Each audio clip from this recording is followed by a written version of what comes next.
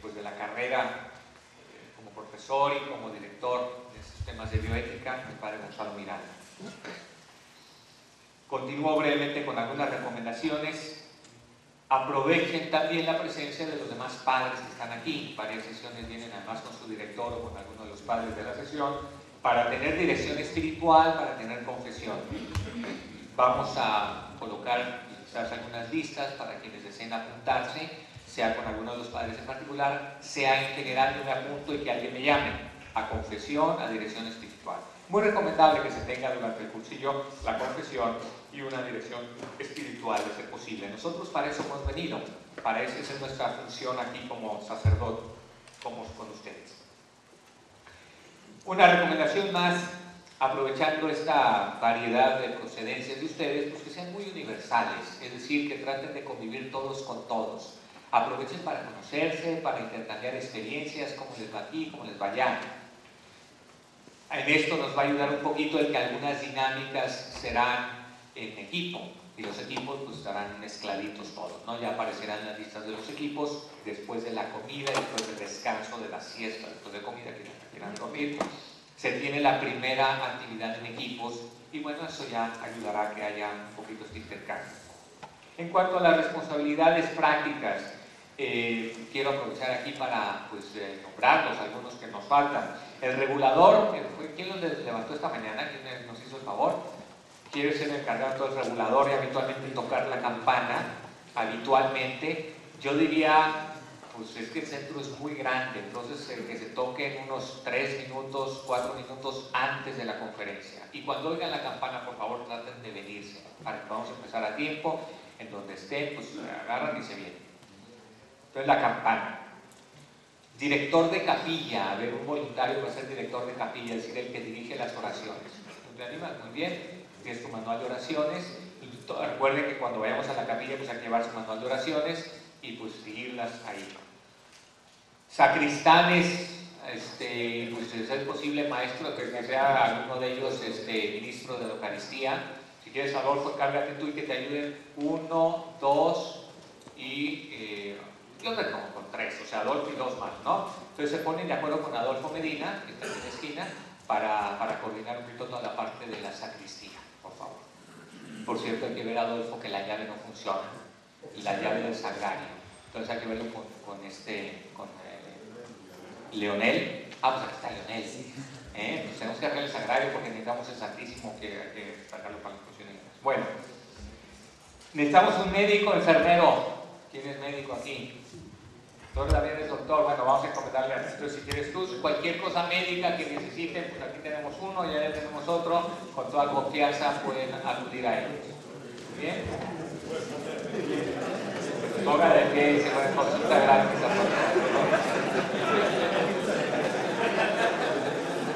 Después tenemos un encargado de logística. El encargado de logística va a ser Antonio Aldrete. Si quieres, ponte de pie, Antonio, para que te vean de una vez. Antonio nos va a ayudar con un poquito algunas de las cosas más de logística. Por ejemplo, les va a decir dónde son los lugares de la reunión de los equipos, papelería, cosas que se necesiten. Todo lo vamos a ir viendo con Antonio.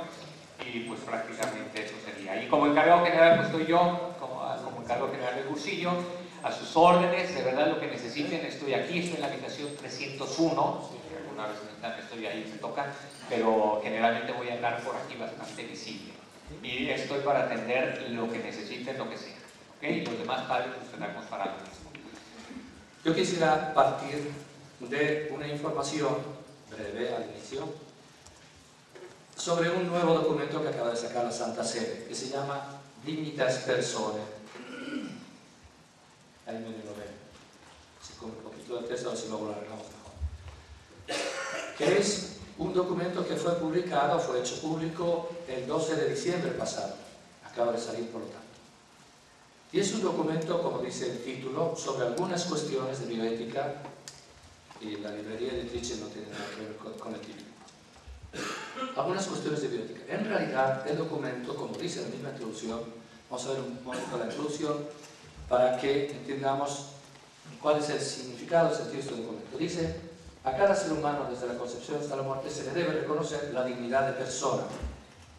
De ahí el nombre Dignitas Personae. Como ustedes saben, por tradición se suelen nombrar los documentos oficiales de la Santa Sede según las primeras palabras o la primera frase del texto oficial, que suele ser en latín. Entonces aquí tenemos que dice que la dignidad de persona, Dignitas Personae, debe ser reconocida a todo ser humano. Esta es una afirmación que abre y que da el sentido a todo lo que viene después. Luego, la introducción explica que lo que ha pasado es que han pasado 20 años desde la publicación de otro documento, cuyo título es Donum Vitae, que es el documento principal hasta este momento de referencia para los católicos sobre la visión de la Iglesia en torno a todo lo que tiene que ver con la reproducción asistida. Por lo tanto, también con el embrión, el respeto de la vida humana naciente, etc. Ese documento, Donum Vitae, tiene como título oficial Instrucción sobre el respeto de la vida humana naciente, tanto el embrión y el feto, y la dignidad de la procreación, el modo humano de procrear, que no es igual que el modo de producir. Entonces, ese documento Donum Vitae ha sido referencia constante en todo este tiempo, pero han pasado 20 años. En estos 20 años han pasado varias cosas. Uno, que hay que seguir siempre profundizando ciertas cosas, encontrando mejor los porqués. Dos, que se han dado novedades. Por ejemplo, en aquel momento no se hablaba de clonación, no se hablaba de células estaminales, no se hablaba casi todavía de crioconservación de embriones, congelación de los embriones, por lo tanto tampoco de qué hacer con los embriones una vez que están congelados y que sobran, etc. La manipulación genética estaba apenas en ciernes, había toda una serie de factores que se estaban asomando a la escena pública y que ahora en cambio están ya en acto, se están realizando, o por lo menos hay perspectivas de realizarlos como la clonación humana. Entonces el documento dice, bueno, vamos a hacer una actualización. Y el tercer elemento es que había y hay una serie de temas sobre los cuales todavía está abierto el debate, o estaba abierto el debate, como vamos a ver, algunos de ellos. Por ejemplo, ese del destino de los embriones congelados. ¿Qué se puede hacer con ellos? Concretamente, la adopción de un embrión congelado y ya desechado, cuya madre quizás ni se conoce o no quiere saber nada de él, adopción por parte de una pareja que quiere darle la oportunidad de seguir viviendo, etc. ¿Eso está bien o no? Y había todo un debate. Como también sobre algunas técnicas de reproducción asistida que algunos decían que era correcta, algunos decían que no era correcta, siempre en función de los principios fundamentales del mismo magisterio, desde lo que había enseñado ya Pío XII en los años 40 y 50. Pero ya cuando se llega a lo concreto, esto, bueno, en este caso sí o no, y había debate. Yo les puedo decir que viví en primera persona ese debate, no solo en escritos, debates, etc., sino en concreto en las comisiones que la Santa Sede creó para estudiar esos temas. Durante varios años nos reunimos, cada uno presentaba sus papers, sus documentos, se discutía sobre ellos, etcétera, etcétera, y sobre algunos de estos temas estábamos divididos mitad y mitad, pero 50-50. Y no era los de blanco contra los de negro, o los del Opus contra los legionarios, no era nada de eso, ni derecha ni izquierda. Era muy interesante ver que sobre un determinado tema, supongo que fuéramos nosotros, éramos menos, solíamos ser 20, 25, según la comisión, el objeto de estudio. A lo mejor salía un tema y estábamos, estos decían que sí, estos que no, y daban sus razones, etc. Pasábamos a otro tema y no era estos que sí, estos que no, o al revés, sino a lo mejor aquellos sí y estos no. En esas comisiones trabajaba también el padre Ramón Lucas, legionario, experto en bioética también allá en Roma, y sobre algunos de esos temas concordábamos perfectamente, sobre otros disentíamos y en parte disentimos, porque son temas complejos. Entonces, se suponía que este documento que iba a nacer, para el cual nos habían reunido en esas comisiones, debería de algún modo dirimir algunas cuestiones, debería pronunciarse.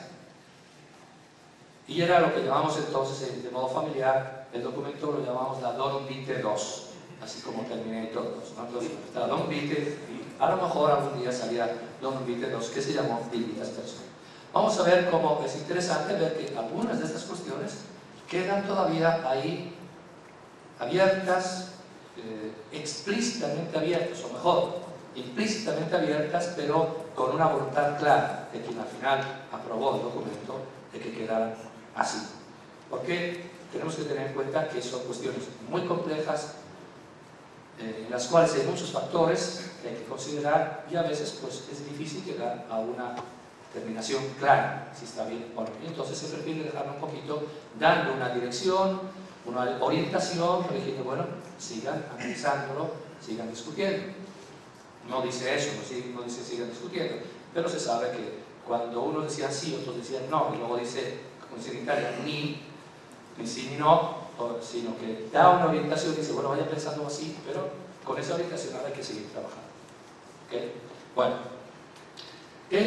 la primera parte de este documento se refiere a aspectos antropológicos, teológicos y éticos de la vida y la procreación humana.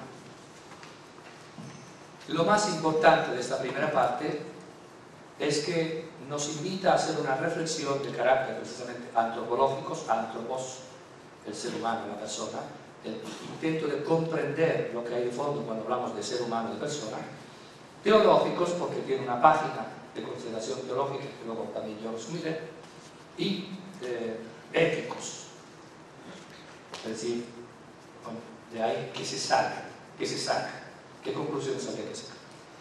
Pero no en general, sino aspectos antropológicos, teológicos y éticos de la vida humana y la procreación humana. Por lo tanto, tiene que ver con una reflexión sobre qué es la vida humana desde el punto de vista de la reflexión filosófica y teológica, y qué es la procreación humana, y por lo tanto, cuál es el modo humano de procrear, el modo que corresponde a la dignidad de esa persona, de ese antropos, que eventualmente será el resultado de esa intervención, de esa fecundación in vitro, por ejemplo. Entonces, en esta primera parte, el documento hace consideraciones genéricas, porque es un documento breve, sintético, doctrinal, no es un manual, pero nos invita a reflexionar concretamente sobre qué es el ser humano cuando es pequeñito, cuando le llamamos embrión. Entonces yo quería dedicar esta primera unidad a reflexionar sobre eso. De modo muy sencillo, yo trato de hacer que los conceptos que a veces son complejos desde el punto de vista científico, filosófico, puedan ser entendidos también por los no especialistas. Aquí tenemos algunos que son médicos, quizás algún biólogo, tenemos algunos que han estudiado bioética, han sacado la licenciatura en bioética con nosotros, tenemos personas expertas, pero me imagino que tenemos personas también que quizás no conocen esos temas. Entonces yo trato de hacer una presentación sencilla, lo más adecuada posible para que lo podamos entender todos. Es decir, vamos a hablar un momento de lo que se suele llamar en bioética el estatuto o la identidad del embrión humano. Y esto es la base de muchas de las consideraciones que vienen después. Porque si yo digo que estoy de acuerdo con que se congelen embriones humanos o que estoy en contra, lo primero que me tengo que preguntar es de qué estoy hablando. ¿Qué es un embrión humano? Y si digo que se puede usar para la experimentación, que se puede hacer diagnóstico preimplantatorio, sacando una célula, poniendo en riesgo su vida y luego eliminándolo si no tiene determinadas características genéticas, etc. La pregunta de fondo, la primera, es ¿de qué estamos hablando? O quizás, ¿de quién estamos hablando? ¿Es una cosa o es alguien? ¿Es un cúmulo de células como algunos pretenden? ¿O es un cúmulo de células que además es alguien? Si es un cúmulo de células, ¿por qué no congelarlo? ¿Por qué no utilizar sus células? ¿Por qué no destruirlo cuando nadie lo quiere? Si es algo más, si es un ser humano, y si además quizás debe ser considerado también persona humana, y teológicamente, por ello mismo tenemos que considerarlo hijo de Dios, pero Dios porque es. Entonces, la consecuencia ética es muy diversa. En el fondo vamos a hablar de el que está en nuestro gafete. Casi todos llevamos el gafete aquí. No sé si se han fijado en la imagen que hay ahí. Son unos embriocitos o unos, sí, no sé qué edad tienen, no lo veo bien, pero bueno, embriones o fetos. Pero no vamos a hablar solo de lo que está representado ahí, sino también de lo que está representado aquí abajo. Es decir, de Gonzalo Miranda, de Oscar Martínez, etc. Porque todos fuimos eso que la imagen representa. Todos un día fuimos cigotos. Menos mal, no nos damos cuenta de que nos llamaban con esa palabra tan rara. Pero fuimos considerados cigoto y embrión y módula, etc. Todos pasamos por ahí. Y si alguien nos hubiera manipulado, nos hubiera congelado, etc., quizás hoy no estaríamos. Entonces vamos a hablar de algo que es muy concreto. En el fondo es cada persona humana considerada en el primer momento embrional de su existencia. Entonces, la identidad, pues que el estatuto del embrión humano. ¿Qué es el embrión humano?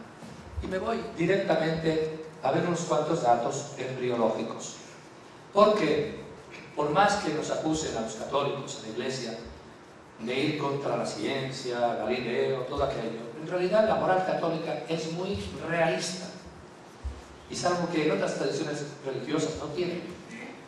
Nosotros nunca vamos a hacer una consideración moral sobre cualquier cosa si no es a partir del conocimiento que podemos tener de la realidad. La Biblia es importante, el magisterio es importante, pero todo eso no está desconectado de la realidad. Y yo nunca debo hacer una consideración ética seria sobre ética económica, ética de la empresa, del mercado y la crisis financiera, si no conozco la realidad de la cual estoy hablando. Si no la conozco, mejor me callo. Solo conociendo, en la medida en que eso es posible, son realidades muy complejas, algo de esa realidad, yo puedo hacer un análisis ético y proponerlo. Y lo mismo pasa con la sexualidad, lo mismo pasa con la familia, lo mismo pasa con la ética de la información, del periodismo, que no estaría mal desarrollar más, etcétera, etcétera. Y lo mismo pasa con estas cuestiones. Lo primero que hay que ver, bueno, ¿qué es el embrión humano? Y para eso le tengo que preguntar a quién, al científico. Lo primero. Sobre esa consideración, sobre esos datos científicos, yo crearé una reflexión de carácter antropológico, filosófico y eventualmente, como haremos también, teológico. Y al final unas conclusiones éticas. Pero primero le tengo que preguntar a la ciencia, y concretamente sobre todo a tres ciencias: a la biología en general, a la genética, pero específicamente en este caso a la embriología. O sea, la ciencia que estudia precisamente el desarrollo, la formación y el desarrollo del embrión. Entonces, ¿qué nos dice la embriología? La embriología nos dice, o en general la biología antes, nos dice lo siguiente. Bueno, nos dice, como vamos a ver, esto es como la tesis, la afirmación, que el ser humano, desde el momento de la concepción, desde el momento de la fecundación de un ovocito por parte de un espermatozoide, o si existiera de otro modo, por ejemplo, a través de una clonación, pero se constituyera eso que llamamos embrión, eso es un individuo humano. La embriología no me va a decir más, no me va a decir si es hijo de Dios, ni si es persona. Una es una consideración teológica, o una consideración filosófica. El científico embriólogo eso no me lo puede decir, ni me lo puede negar desde el punto de vista científico. Me lo negará como teólogo o como filósofo, pero no en cuanto a embriólogo. En cuanto a embriólogo, me dice eso que está ahí y que llamamos cigoto, morla, embrión, eso es un individuo humano. Ahora, para que algo sea un individuo humano, perdón, vamos a ver si esto, lo que es así, exacto. Tenemos que considerar los requisitos elementales. Esto puede ser considerado un individuo humano, esto que tengo aquí en la mano y que amplifica mi voz, no, evidentemente, no es. En primer lugar, porque no es vida. Para que hablemos de un ser humano, tenemos que considerar que se trata de algo vivo, es decir, crece, etc. Eventualmente se reproduce, pero al fin y al cabo está creciendo, es vida. No nos metemos en el concepto de vida, que es muy complejo, pero sabemos si algo vive o no vive. Tiene que vivir, pero no basta. En segundo lugar, tiene que ser vida humana, si queremos hablar de un individuo humano. Pero basta con estas dos condiciones o requisitos para que estemos ante un ser humano. Vida humana. ¿Sí? Si es vida humana, entonces le sacan una célula de la sangre, la analizan genética, está viva, tanto que eventualmente se reproduce. Está viva, son células vivas, son humanas, porque tienen las características genéticas del ser humano, entonces son individuos humanos, mis células, no, son partes de un individuo humano. ¿Qué se requiere para que, además de que haya vida, o sea, para que haya un individuo humano, para que además de que haya vida, además de que sea humana, tiene que haber, ¿qué cosa? Una individualidad, un individuo vivo de la especie humana, que es lo que llamamos un ser humano. Individuo en cuanto es una realidad orgánica en sí misma, una totalidad orgánica que tiene vida. y de cuya vida participan todos los elementos que lo componen, todas las células. Entonces, un individuo, biológicamente hablando, es, según dicen algunos biólogos, un ciclo vital. Cada uno de nosotros somos un ciclo vital desde el punto de vista biológico. Es decir, comienza una nueva vida, un nuevo individuo, madura, crece, eventualmente se reproduce, decae y muere. Si se ha reproducido, ha dado lugar a otros ciclos vitales que harán lo mismo. Pero podemos hablar también del individuo humano o del individuo vivo en general, sobre todo como organismo. A mí me parece que este es uno de los conceptos fundamentales. Se trata de un organismo, es decir, de una realidad sistemática, organizada y viva. Es un sistema, el concepto de sistema. Un sistema es algo que es más que cada una de sus partes.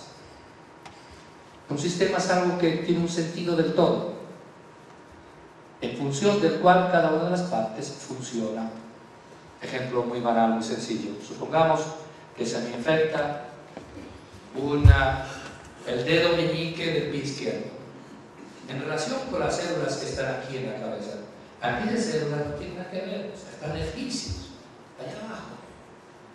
Y sin embargo, hay un fenómeno muy curioso. Estas células infectadas mandan señales que son transmitidas por otras células, eventualmente por el sistema endocrino o por el sistema nervioso. Eventualmente, estas señales de alarma que han mandado aquellas células de allá abajo llegan incluso al cerebro. Eventualmente, las células del cerebro empiezan a mandar señales y, por ejemplo, el cuerpo entra en fiebre. La fiebre es un mecanismo de defensa de todo el organismo. Se calientan las células. La célula de aquí, híjole, ¿yo qué tengo que ver con ella? Me ponen aquí a calentarme, a sufrir calentura. Y sin embargo, es toda una reacción de un montón, miles y millones de células de un organismo en función de que una parte de este organismo ha pedido ayuda. Y si las otras células no reaccionan, se mueren todas. Todas. Las de abajo y las de arriba. Es decir, estamos ante un cúmulo de células. Naturalmente, cada uno de nosotros es un cúmulo de células. Algunos más acumulados, otros menos acumulados. Algunos más acumulados, otros menos acumulados, pero al fin y al cabo somos células. Miles de millones de células, pero estos miles de millones de células están organizados, forman parte de un organismo que da sentido, significado, función a cada una de ellas, de modo que cada una de ellas se comporta de un determinado modo en función del todo. Aquellas reaccionan así en función del todo y esta reacciona así en función del todo. Eso es un organismo.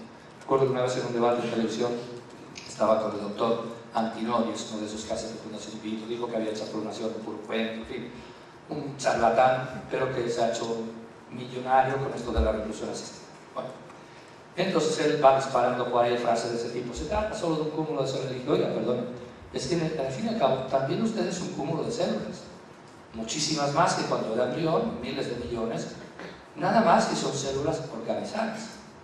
En su caso no sé cuánto organizadas están, pero un mínimo debe haber organizadas. Entonces, eso es un organismo, es una realidad orgánica, sistémica, un todo, en este caso un todo vital. Luego no le pregunten al biólogo qué es eso del todo, porque no se lo sabe decir. Porque ahí hay algo, se lo dejo nada más así como reflexión, casi de misterioso. Yo he hablado con un biólogo de estos que están inquietos, no les basta saber cómo funcionan las cosas, sino preguntan por qué hay detrás, o qué hay debajo. Ya recuerdo lo que me dijo, yo casi tengo que deducir que existe eso que llamamos alma. Un principio vital que no se reduce ni a cada una de las células, ni al conjunto, ni solo a la suma de ellas. Hay algo ahí que está como por encima, como si fuera lo que da unidad. Pero lógicamente el biólogo no me lo puede demostrar, que no se demuestra biológicamente. Pero sí lo puede intuir. El hecho es que hay un todo unitario, vivo, que soy yo. Y que eres tú. Es decir, un ser humano. ¿Por qué yo creo que deben respetar mi dignidad como persona? Porque soy persona. ¿Qué significa que soy persona? Que soy un individuo humano. ¿Qué significa que soy un individuo humano? Que soy un organismo vivo de la especie humana. ¿Qué significa eso? Que soy un montón de células, pero en un todo orgánico, vivo. Y eso, y aquí viene la otra pregunta, ¿eso desde cuándo lo soy yo? ¿Desde cuándo yo soy un organismo vivo de la especie humana, o sea, un individuo humano? Y la respuesta que me da la biología es desde el momento de tu concepción, cuando fuiste concebido en el seno de tu madre. Las células forman tejidos, Los tejidos forman órganos, los órganos forman sistemas, y todo eso forma un sistema único, un organismo.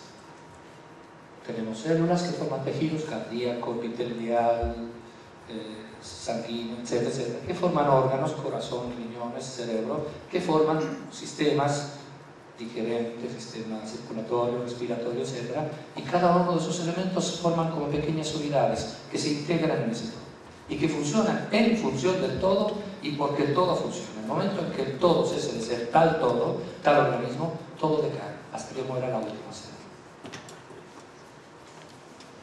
Entonces, eso es el organismo, un todo formado por sus partes, que es más que la suma de las partes.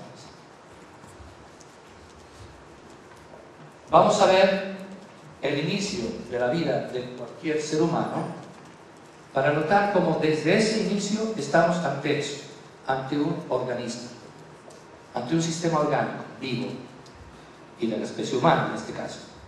Aquí tenemos una representación del sistema reproductivo femenino.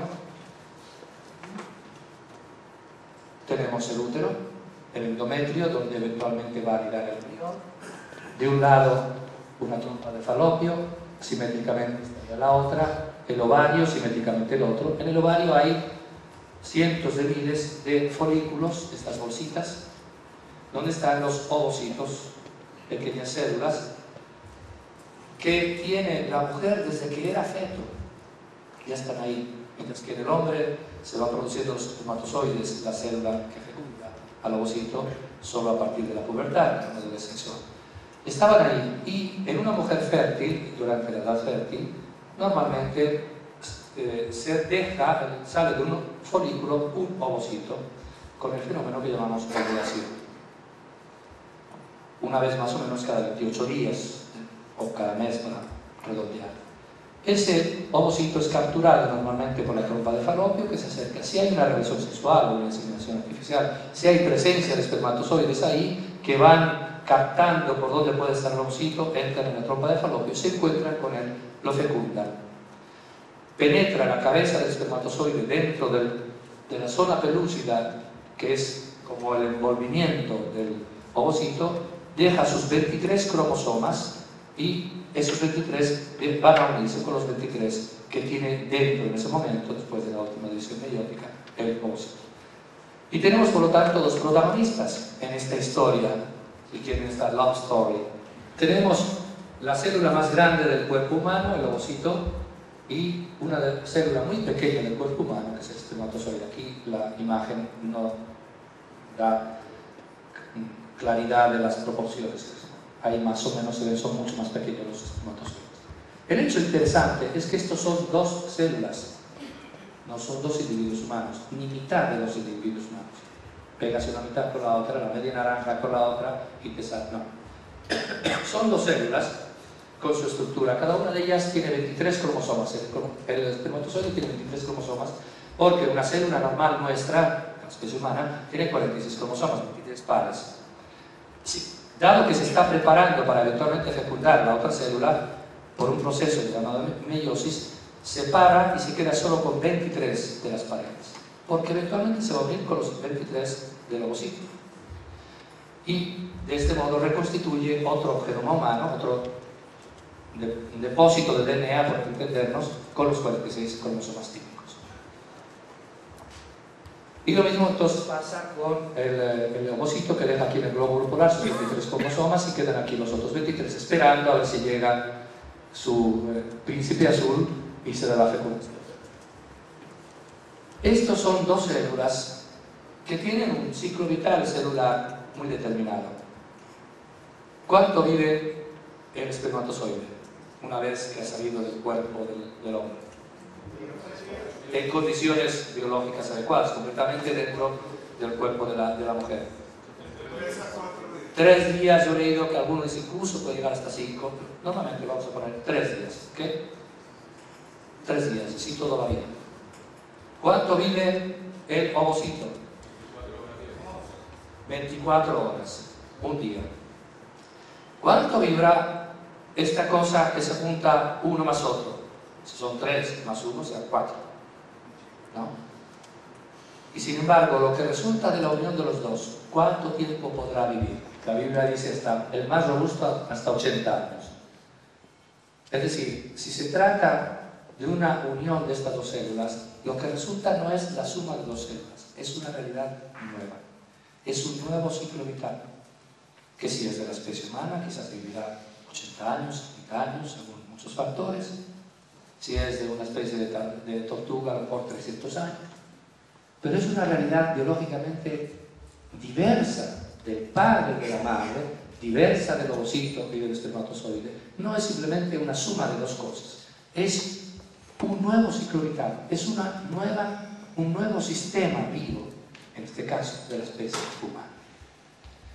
En el momento en que se da la penetración de un espermatozoide dentro del ovocito, tenemos el momento de la fecundación o concepción, lo llamamos cigoto, y empieza a recorrer la trompa de Falopio, un camino que va a ser durante unos 5 días más o menos, y va evolucionando, va cambiando rápidamente en estos 5 días, como vamos a ver un poquito ahora.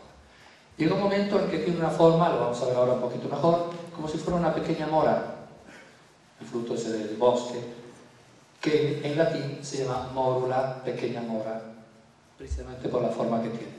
Después va a ir evolucionando todavía un poquito los siguientes días, hasta que cuando está llegando aquí, dentro del útero, y va a tratar de anidar, hacer su nido dentro del endometrio, que mientras tanto se ha ido preparando en ese ciclo, por si acaso se da la fecundación, ha tomado otra forma diversa que vamos a ver, por la cual le llamamos con otro nombre, blastocismo. ¿Okay? Entonces él ha ido ya cambiando y ya está listo, rompe la zona pelúcida, que es este movimiento que traía, y entra en contacto con sus propias células, con las células del endometrio de la madre, y empieza a anidar, y ya empieza a darse más, de modo más estrecho ese intercambio entre el hijo y la madre a través de la placenta, etc. Pero vamos a verlo un poquito con otra imagen, porque quiero subrayar una cosa. Ahí tenemos otra representación, el mismo esquema que hemos visto antes. El ovocito sale y es fecundado. En ese momento tiene más o menos esta forma, es una pelúcida, citoplasma dentro del núcleo. En este momento se ven ahí dos pronúcleos, los 23 cromosomas de él y los 23 de ella, que antes de unirse, esto es importante para un problema muy específico que hay, antes de fundirse y constituir 46, cada uno se divide. Los 23 del espermatozoide se duplican, y así los 23 del ovocito, para luego reunirse ya en dos núcleos. Nunca hay, en realidad, un único núcleo. Hay dos pronúcleos que se duplican y constituyen dos núcleos. ¿Qué significa esto? Que ya está preparando la primera división celular. Antes de unirse, de lo que se llama, de que se complete la singamia, la unión de los gametos, del material genético de ambos, ya está preparando la primera división. Cosa que no haría nunca el ovocito. El ovocito no hace eso. Esto ya no es un ovocito, aunque muchas veces se le llame óvulo fecundado, y a veces yo creo que lo hacen adrede, porque dicen, mira, se va a perder, pero son óvulos fecundados, son óvulos que pasan. No, a ver, son embriones, es otra cosa. Claro, si me llaman, si usamos esa expresión, todos somos óvulos fecundados. Todos ustedes son óvulos fecundados. ¿Okay? Entonces, pero somos algo más. Entonces, ahí tenemos a este cigoto, que luego va avanzando con la trompa de Falopio hacia el interno, y va multiplicando sus células sin ampliar su volumen. Ya tendremos tiempo de ampliarlo después, de muchas maneras. En ese momento no se debe ampliar el volumen porque no lograría atravesar la trompa de Falopio, se estaría ahí y moriría, con un embarazo ectópico, problemas para la mujer, etc. Entonces no tiene que ampliar su volumen, está cerrado. Por lo tanto, las células se van haciendo cada vez más chiquitas, son cada vez más y más chiquitas. Vamos a ver luego una cosa sobre esto, pero digamos por ahora que de 2 pasa a 4, a 8, 16, etc. Pero vean lo que pasa ahora. Mientras tanto, han ido ellas convirtiéndose en células más chiquitas y ocupando todo el espacio disponible. Es lógico. Pero llega un momento en el cual empieza a hacer una cosa extrañísima, pero extrañísima, incomprensible. Que es lo siguiente. Empiezan a dejar un espacio en el centro. Unas células empiezan como a colocarse en los lados. Tienen que imaginarlo en forma esférica, y a tejerse entre ellas, y a convertirse en células diversas de las otras. Y las otras células van a ir acumulándose hacia una parte. importante que se llama la masa celular interna, de la cual, por ejemplo, sacan las células estaminales, cuando la sacan de los embriones, la sacan en este estadio. Poco después llega aquí y ya, si nosotros lo abriéramos así transversalmente, descubriríamos esta forma, que es cuando lo llamamos blastocisto. Que es, esto es la zona pelúcida, pero ahí tienen unas células que han formado ya como un envolvimiento propio, ya no es lo que envolvía el ovocito, ¿no? Ya son sus propias células. Y otras células han dejado un espacio enorme en el centro que rellenan con un líquido producido por ellas mismas, que es la masa celular interna. A esto lo llamamos trofoblasto, a esto lo llamamos embrioblasto. De aquí derivará después la placenta, es lo que anidará y formará la placenta, de ahí saldrá el cordón umbilical, etc. Y de ahí derivará todo el resto del cuerpo hasta el momento del nacimiento. Después de 9 meses, la placenta y el niño, el fetito, son una unidad. La placenta es un órgano muy importante de la formación y de la vida del embrión y del feto en la vida uterina. Después, ya cuando nace, se corta el cordón umbilical y se separa. Si no, tendríamos que ir por la placenta a todas partes, sería bastante incómodo. Entonces, se queda la placenta, la sacan, etc. y ya el resto del cuerpo. Pero aquí era todo, estas son sus células. Solo que ya son 2 células de tipo diverso. Unas son polares y otras apolares. O sea, en unas el núcleo se ha colocado en un polo, en un lado. Las otras, en cambio, están en el centro. Ya son células diversas, con funciones diversas, con estructuras diversas. Volvamos un momentito atrás para hacer un experimento mental. Llegamos aquí y hagamos el siguiente experimento. Imaginemos que podemos romper la zona pelúcida y sacar estas 4 células, matando el embrión. Y sustituimos estas 4 células con 4 amebas.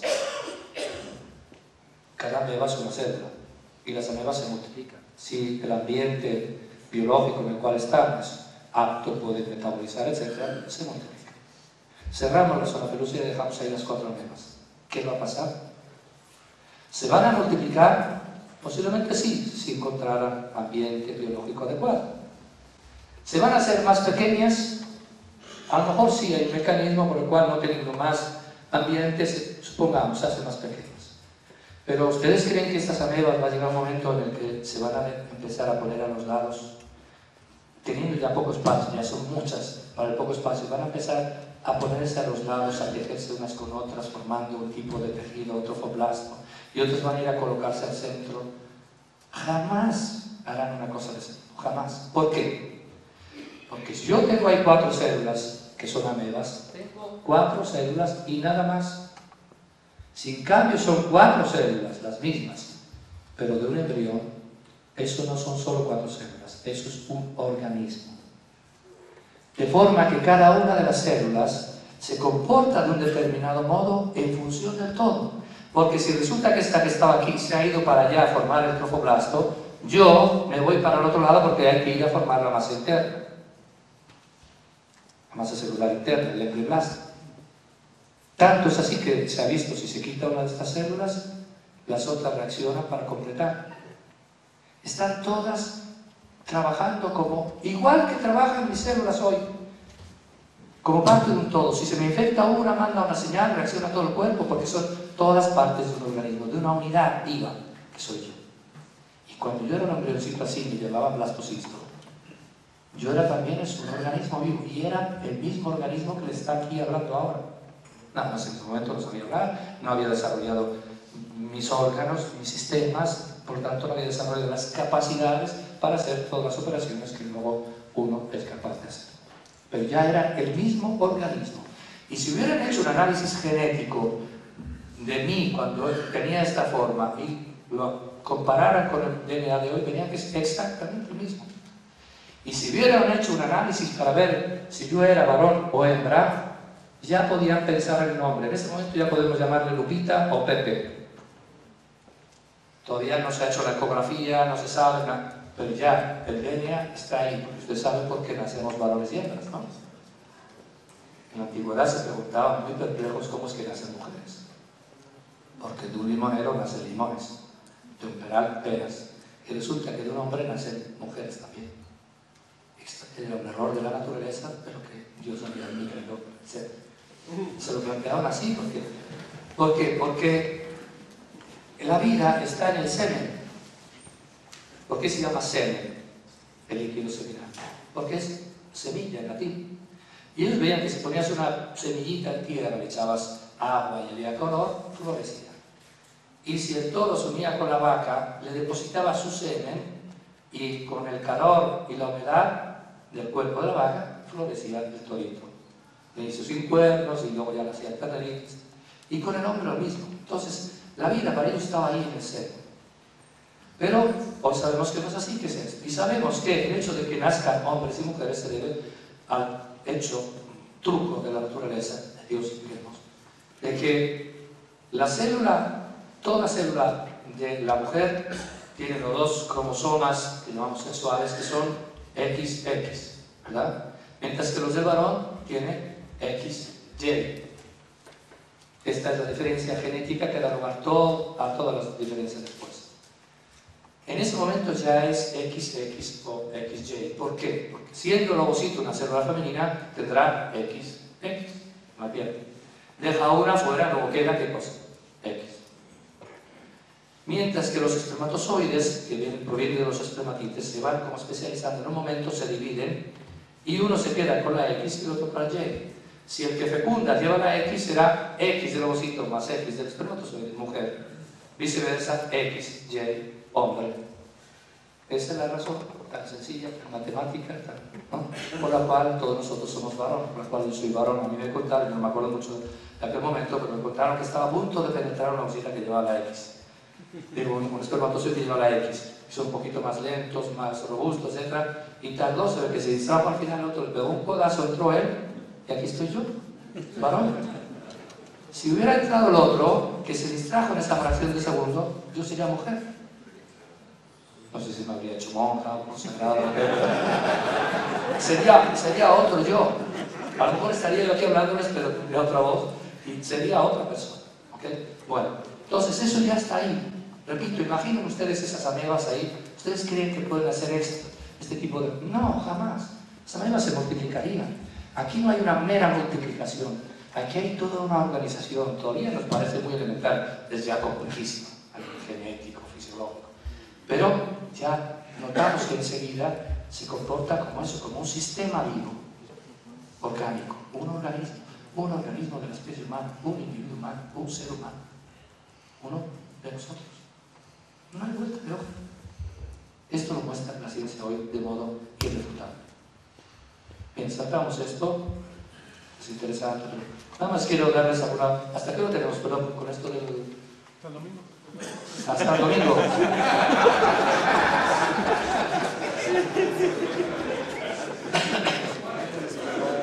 No era muy clara. No, he dicho hasta qué hora.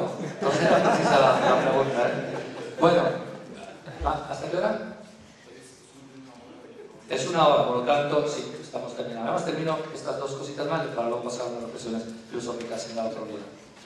Hay una cosa interesante que es el paso del embrión por un estadio de 3 células, que es nada más un modo de subrayar lo que estamos viendo. Resulta que se suele decir que en el desarrollo del embrión va a haber una célula 2, primera división celular, segunda división celular, 4, 8, 16, 32, 64, 132, 4, 102, y etcétera, etcétera. Todo se multiplica rápidamente. Pero se ha visto, y lo dice ya el doctor Jérôme Lejeune, que es el descubridor de la causa del trisomía 21, del mongolismo, que es alguien que sabía de qué estaba hablando. Y él hace ver esto, que es interesante, es sencillo pero interesante. Es lo siguiente: resulta que el embrión pasa de una a 2 células. Una de ellas se duplica, tenemos 3. Hasta aquí, bueno, pues bien, una va antes que la otra, ¿qué problema hay? Hay un desfase temporal, no hay ningún problema. No hay ningún significado especial. Pero es que resulta que estas dos, que ya son 2 células que podrían ellas, después del periodo de reposo, multiplicarse otra vez con su propia división mitótica normal, se esperan, por decirlo así de algún modo, entre comillas, se esperan, se quedan tranquilitas en reposo, porque la otra no se ha dividido. Y solo cuando la otra se divide, estas pasan de reposo a la actividad y juntas con las pasan a ser duplicarse 8, reposo y todas 16. etc. ¿Qué es lo que nos ayuda a ver esto? Una cosa muy sencilla pero impresionante. Que entre estas células hay un comportamiento de partes que forman un todo. Hay una relación e interacción armónica. Y se ha visto que efectivamente estas células se mandan mensajes. Hay una cosa que se llaman puentes citoplasmáticos. Entre el citoplasma de una célula y la otra se mandan puentes micromísimos a través de los cuales no se sabe qué pasa, pero se ve que se mandan señales. De forma que estas dos que se habían dividido antes saben que la otra no se ha dividido y se esperan. Esto no lo hacen 4 amebas. Esto lo hace solo un organismo vivo, que da sentido, funcionamiento, regulación a todo lo que pasa en él. De forma que cada uno de los elementos se comporta en función del todo. Esta se divide, pero como la otra no se ha dividido, ella se espera. Esto nos subraya esta realidad, que estamos ante un organismo vivo, un sistema vivo. Y por último, un estudio que se ha hecho recientemente, este es un artículo publicado en una revista especializada en procreación por parte de un equipo que trabaja en Cambridge, en Inglaterra, dirigido por una polaca, Piotrowska, que publicaron esto suscitó una gran perplejidad y se ha seguido estudiando y se ha confirmado simplemente. ¿Qué es lo que hicieron? ¿Cuándo se publicó esto? 2001. Pero luego ellos han seguido publicando. He cogido esto porque tienen las fotografías que son muy sencillas, tienen otras mucho más complejas en otros artículos. Aquí da la idea bastante claramente. Se les ocurrió hacer lo siguiente. Bueno, yo tengo 2 células, tengo una, luego 2. ¿Qué pasa con estas células? ¿Qué destino tienen? ¿Van cada una dividiéndose y conformando el organismo, cada una a su modo, como pueden? ¿O hay ya una estructura desde aquí, de forma que unas células van a dar lugar a una cosa y otras a otra? Entonces les ocurrió hacer lo siguiente. Con un líquido biológico, las colorearon. ¿Ven? Estas dos. Esta le pusieron azul y ese color, y azul y ese color. ¿Okay? Luego, una vez que están coloreadas, ya según se van multiplicando, todas las células derivantes tienen el mismo color, entonces pueden saber de dónde vienen. Entonces vieron que en un momento, ven aquí el estadio de 3 células, ¿okay? Una, que es esta, se ha dividido antes, esta es la que se ha dividido después. Y aquí lo mismo, esta se ha dividido antes y esta después. ¿Qué es lo que han visto? Que siempre, pero siempre, de la célula que se divide antes, en este caso la roja, viene el embrioblasto, la masa celular interna, lo que sale después todo el cuerpecito, es el que tenemos ahora. Y de la célula que se divide después, deriva el trofoblasto, lo que sale después de la placenta. No 100%, porque han visto que hay un eje, la diapositiva lo presenta muy bien, un eje que no es exactamente así, sino un poco inclinado, de forma que algunas células que derivan de uno van a acabar también en el trofoblasto y viceversa. Pero fundamentalmente, la estructura del embrión, desde aquí hasta su muerte, está ya determinada en este momento. No solo, sino que después, en base a este estudio, otros científicos dijeron, vamos a ver qué pasa si nosotros coloreamos, señalamos la parte por donde penetra el espermatozoide. Hagan en cuenta que esto es un ovocito, el micrófono. Si el espermatozoide penetra por aquí, se han dado cuenta de que este eje se hace exactamente así. Si penetrara así, el eje sería así. Es decir, que ya la estructura morfológica, elemental, lógicamente, pues ya esa estructura está desde el momento mismo de la fecundación y en base al mecanismo de fecundación. Que no es meses después, ni días después, ni quién sabe cuándo se puede ver una estructura morfológica. No, está ya desde el primer momento. Esto a muchos les sorprendió y dijeron, recuerdo un artículo que decía, bueno, señores, entonces eso que estábamos llamando un cúmulo de células es mucho más. Es un organismo desde el primer momento. Es un ser humano. Última cosa.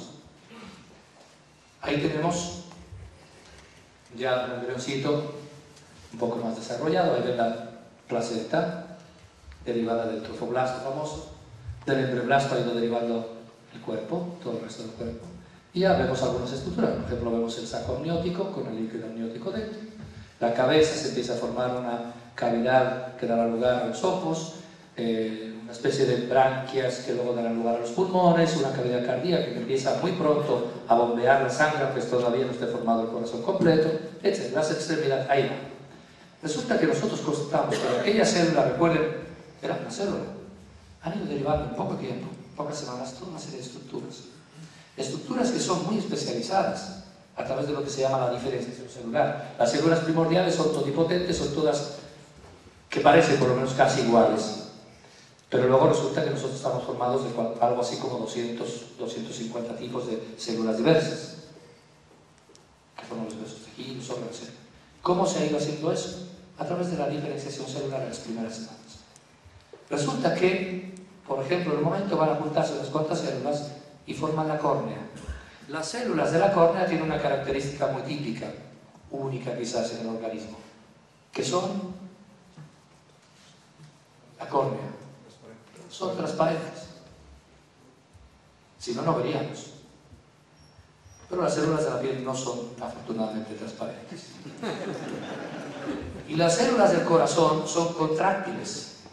El corazón se forma porque llega una célula que empieza a contraerse y otra también, y se juntan, y empiezan a armonizar cada uno, y de repente empieza popón, el corazón. Y las células nerviosas son de otro tipo, tienen axones, etcétera, etcétera, y tienen otras funciones.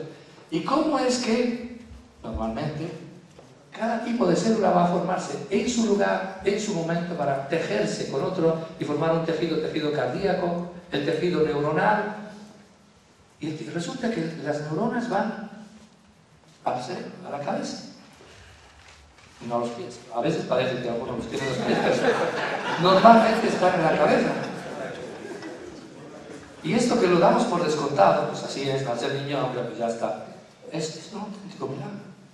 ¿Y qué es lo que ha pasado ahí para que en cada momento, cada célula vaya a un lugar y en ese lugar se convierta en célula transparente o cardíaca o neurona y se junte con otras y forme ese tejido? ¿Qué es lo que pasa? No son los astros. No es la mamá que dice, ahora vamos a hacer correcto. La mamá al inicio ni siquiera sabe que está embarazada y el embriocito ya se está organizando. ¿Qué es lo que pasa? Pues que se ha descubierto, hace no mucho, lo que se ha llamado genes reguladores.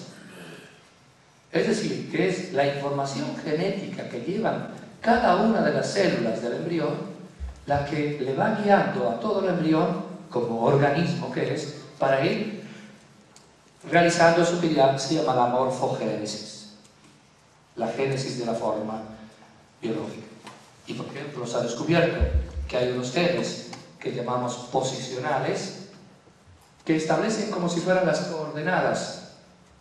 Tenemos que saber que el embrión es tridimensional, entonces, gracias a estos genes, cada célula sabe en qué coordenada está, como si fuera un GPS. Sabe que está al noreste, tantos grados, el otro está más bien por acá, el otro por acá. En función de esa información dada o recibida por estos genes, hay otros genes que llamamos selectores, que determinan el tiempo y el espacio para que cada célula se coloque donde debe. Porque no es todas juntas más o menos a la buena, no. En este momento se debe formar la córnea. Y mientras tanto a lo mejor también el hígado y el hueso, etc. Entonces estas células van hacia allá y se van convirtiendo por un proceso de diferenciación en células de ese tipo. Se juntan con las otras del mismo tipo y forman el corazón, la córnea, el cerebro, etc. Cada cosa en su lugar y en su momento. Gracias a estos genes que en función de las coordenadas dadas por los otros genes dirigen a las células en cada momento, a cada lugar adecuado, cuando todo funciona bien. Y luego están los genes llamados estructurales, que en función de la operación hecha por los selectores, de la información dada por los posicionales, establece la diferenciación celular, o sea, ahora te conviertes en célula de este tipo, que significa que tus genes se van a expresar unos sí, otros no, y vas a producir estas proteínas, te vas a convertir en sustancias transparentes, etc.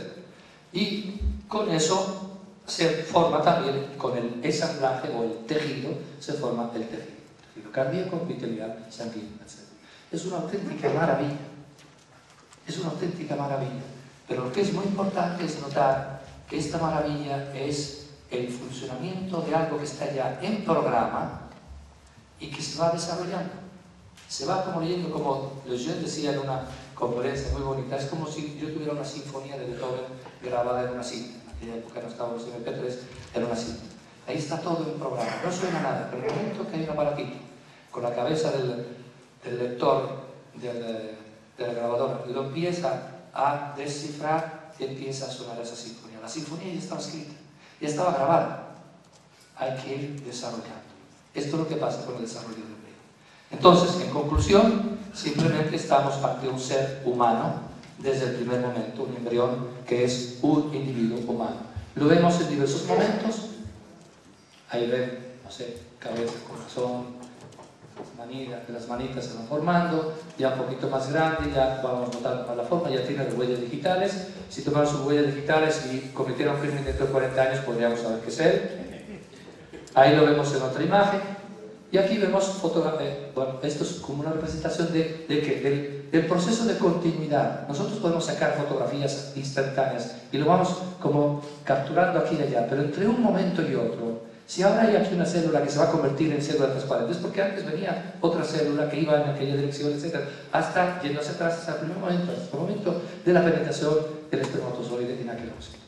Ahí empieza este mecanismo, que es un efecto continuo, sin saltos cualitativos. No hay saltos cualitativos, no hay un antes era una cosa y otra es otra cosa, un ser de otra naturaleza biológicamente hablando. No, es él mismo que se va desarrollando. Hay solo dos momentos de salto cualitativo, de cambio de naturaleza en el ser humano. El momento de la fecundación y el momento cuando deja de ser ese organismo. Ya luego, ¿qué pasa con el alma? Que no puede morir porque es espiritual, no material, etc. Eso es otra cosa. Pero tenemos una continuidad hasta que nace esta niñita que ya empezó a existir desde que se juntaron los dos gametos. Si nosotros tomáramos fotografías, por ejemplo, a las 6 semanas, 7 semanas, 8 semanas, 9, 10, vamos viendo cómo se va desarrollando. Ahí ya se chupa el dedo, se está entrenando para mamar. Ahí lo vemos ya los genitales, el pie, el brazo, la pierna, ahí está su cabecita. Ahí va creciendo y todo un continuo desarrollo hasta que nace la niñita con el lacito y todo. Entonces, esta niña comenzó a asistir aquí. Yo puedo ir sacando fotos y decir, mira, ahora tiene esto, ahora tiene lo otro. Pero eso no es así como por magia aparece el hígado, no. El hígado son células que van juntándose, se han formado células de tipo hepático, con los canales, etc. Estructuras sumamente complejas, todas como desarrollo de un programa que ya estaba ahí. ¿Por qué? Porque se trata desde el primer momento de un ser, de un organismo, de la especie humana, en este caso, de un individuo humano, de un ser humano. Señoras y señores, como dicen, señores, estamos ante un ser humano desde el primer momento. Eso es lo que la embriología nos dice, y no hay vuelta de hoja. Así que luego podemos ver por qué hay algunos que afirman otras cosas, etc. Hay una serie de objeciones que se pueden responder fácil, con un poquito de lógica y con conocimiento de los datos. Pero la ciencia nos muestra de modo inapelable que desde el momento de la fecundación se trata de un ser humano. Bueno, lo dejamos ahí. Tenemos un intervalo, me parece que 10 minutos, tomamos un poquito de aire, un poquito de café, lo que sea, y nos vemos aquí para hacer una reflexión ahora ya de tipo filosófico.